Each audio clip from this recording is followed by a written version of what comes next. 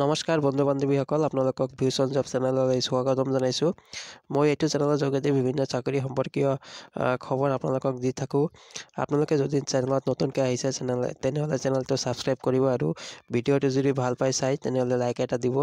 তো আজি আমি সকলোৱে জানো যে আজিৰ পৰা DWৰ যিটো 4,500টা নতুন এডভাৰটাইজমেণ্ট প্ৰকাশ কৰিছিলে তাৰে অনলাইন এপ্লাই ষ্টাৰ্ট হোৱাৰ দিন আছিলে, কিন্তু আনফৰ্চুনেটলি ক'ব লাগিব যে DWয়ে এটা নটিচ ৰিলিজ কৰিছে আজি, আৰু এই নটিচ মতে এতিয়া অনলাইন এপ্লাই পষ্টপন কৰা হৈছে বা ডেটটো এইটো ৰিশ্বেডিউল কৰা হৈছে। ঠিক আছে, যদি এইটো নটিফিকেশ্যন আজি DWয়ে পাব্লিছ কৰিছে, director of elementary education of Assam.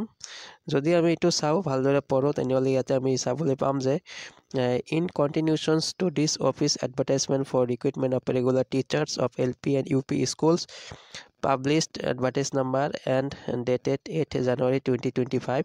It is for the information of all concerned that due to some administrative exigencies, the date for receiving online application against the said advertisement has now been scheduled from 3 March 2025. All other terms and condition mentions in the advertisement will remain the same. তাৰমানে এতিয়া date ৰিশ্বেডিউল কৰিছে।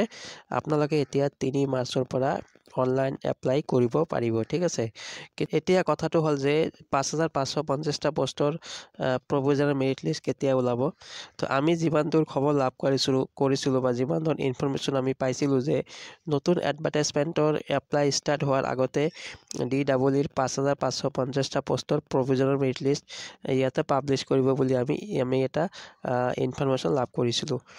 আৰু এইটো আগতে schedule আছিল যে 15 ফেব্ৰুৱাৰীৰ আগতে DWয়ে প্ৰভিজনেল মেৰিট লিষ্ট পাব্লিছ কৰিব, কিন্তু এতিয়া চাগে অকণমান পলম হ'ব আৰু ইয়াত 3 মাৰ্চৰ ওচৰত গৈ পাব, কিয়নো 3 মাৰ্চৰ পৰা নতুন যি এডভাৰটাইজমেণ্ট আছে 4,500টা পষ্টৰ কাৰণে অনলাইন আবেদন ষ্টাৰ্ট হ'ব।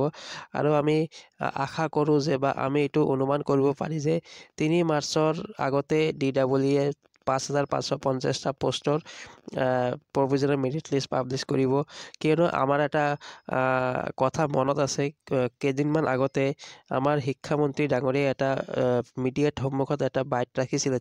প্ৰাথমিক শিক্ষা সঞ্চালকালয়ৰ অধীনত মুঠ 5,550টা আৰু মাধ্যমিক শিক্ষা সঞ্চালকালয়ৰ অধীনত 8,980টা শিক্ষকৰ পদৰ বাবে ইতিমধ্যে অৰ্হতা সম্পন্ন প্ৰাৰ্থীৰ পৰা আবেদন বিচাৰি যিটো বিজ্ঞাপন প্ৰকাশ কৰা হৈছিল।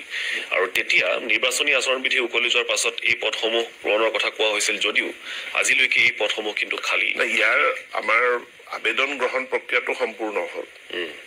এতিয়া আমাৰ ডকুমেণ্ট ভেৰিফিকেশ্যন হ'ব। এই 2 এদিনৰ ভিতৰতে ডকুমেণ্ট ভেৰিফিকেশ্যনৰ প্ৰক্ৰিয়াটো কমপ্লিট হ'ব। তাৰ লগে লগে আপোনাৰ মেৰিট লিষ্ট প্ৰভিজনেল যি মেৰিট লিষ্ট হয় প্ৰভিজনেল মেৰিট লিষ্টটো ওলাব, আৰু একেটা সময়তে নতুন বিজ্ঞাপনটো প্ৰকাশ পাব পেৰেলেলি। আৰু আমি সময়সীমাটো এনেকুৱা কৰি দিম যে যিসকল যদি কোনো মেৰিট লিষ্টত এখন তালিকাত তেওঁলোক নিৰ্বাচিত নহয়, ইমিডিয়েটলি যাতে তেওঁলোকে দ্বিতীয়টো বিজ্ঞাপনৰ এগেইনষ্টে আবেদন কৰিব পাৰে, কাৰণ তেওঁলোকৰ প্ৰফেশ্যনেল কোৱালিফিকেশ্যন আছে, টেট পাছ কৰি থৈছে আৰু তেওঁলোকে DLED পাছ কৰি থৈছে। এতিয়া কৈছে যে নতুন এডভাৰটাইজমেণ্টত আবেদন কৰাৰ আগতেই DWৰ যি 5,550টা পষ্ট আছে তাৰে মেৰিট লিষ্ট প্ৰকাশ কৰিব।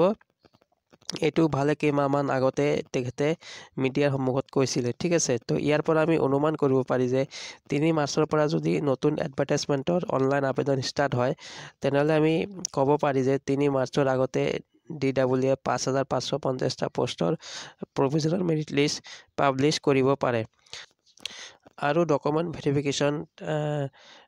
ভেৰিফিকেশ্যন মেৰিট লিষ্ট ওলোৱাৰ আগতো হ'ব পাৰে বা মেৰিট লিষ্ট ওলোৱাৰ পাছতো হ'ব পাৰে।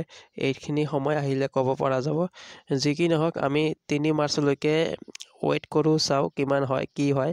আমি বহুত ধৈৰ্য ৰাখিছোঁ আৰু কেইদিনমান পেচেণ্ট ৰাখোঁ, চাওঁ কি হয়। তেনেহ'লে আৰু ভিডিঅ'টো দীঘলীয়া নকৰি আমিতো ইনফৰমেশ্যনকেইটা আপোনালোকক দি দিলোৱে। তো ভিডিঅ'টো ইমানতে সামৰিছোঁ। ধন্যবাদ।